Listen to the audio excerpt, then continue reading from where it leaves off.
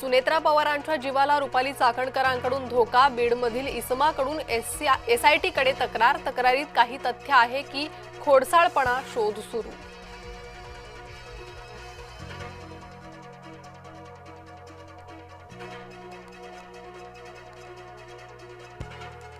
बोंधू अशोक खरात प्रकरणात मोठी कारवाई, खरात दाम्पत्याची 3 बँक खाती ईडीकडून सील, संशयास्पद आर्थिक व्यवहारांची सखोल चौकशी सुरू।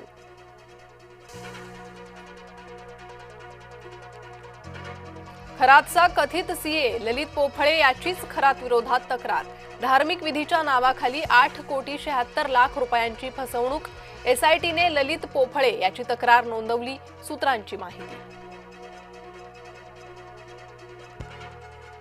रवींद्र एरंडेचा आणखी एक कारनामा उघड, नोकरीचा आमिष दाखवत 9 तरुणींना घातला गंडा, सरकारी अधिकारी असल्याचा बनाव करून केली फसवणूक।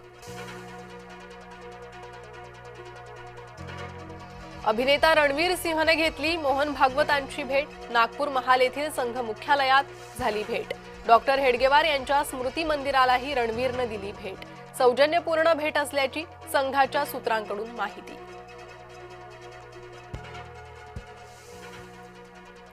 युद्धविरामादरम्यान इराण आणि अमेरिकेची आज प्रत्यक्ष चर्चा, पाकिस्तानच्या इस्लामाबादेत दोन्ही देशांचे प्रतिनिधी साधणार संवाद।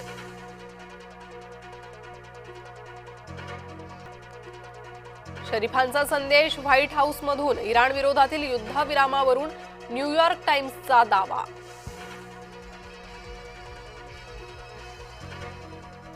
ट्रम्प आणि पुतीन यांचा कंटाळा आलाय, इंधनाचे दर भडकल्यानंतर ब्रिटिश पंतप्रधानांची जाहीर नाराजी।